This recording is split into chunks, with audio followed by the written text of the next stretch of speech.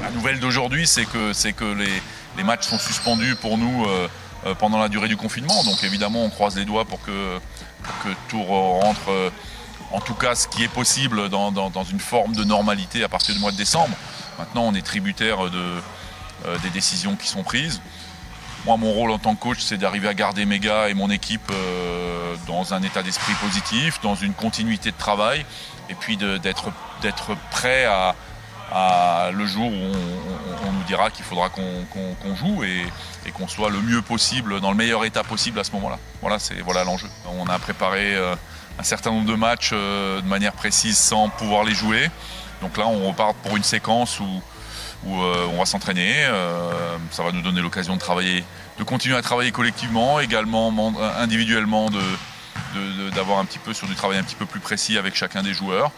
Puis après, je pense que le plus important, c'est de rester mentalement prêt, mentalement positif, dans une situation évidemment qui n'a absolument rien à voir avec la normale. La Ligue a pris la décision qu'il n'y aurait pas de match à huis clos. Je crois que c'était une décision de l'Assemblée Générale de tous les clubs au mois de juillet, de mémoire. Donc voilà, à partir du moment où les mesures gouvernementales ne nous permettent pas de jouer avec du public dans les salles, je crois que c'est une décision qui est pas surprenante. C'est vrai qu'économiquement pour les clubs c'est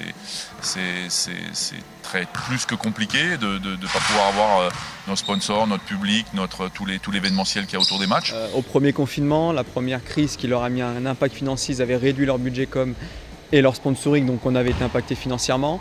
La deuxième vague, donc ça va être certainement le même problème qui va se poser en termes financiers. Après, on a la chance avec Aix-Marine d'avoir une relation très fidèle avec nos partenaires, une relation qui se passe très bien.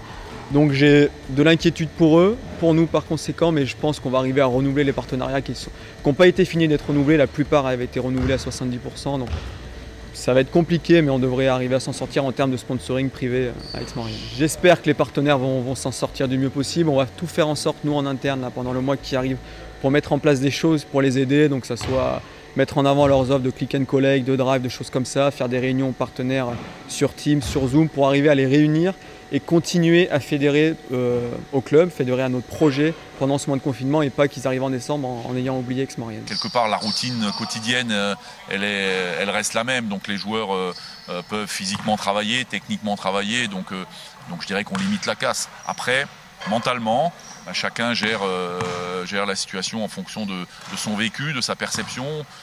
Certains joueurs sont peut-être plus inquiets que d'autres. Donc c'est surtout dans ce domaine-là que j'essaie d'être très attentif pour être vraiment à l'écoute et garder vraiment tout le monde dans une bonne dynamique.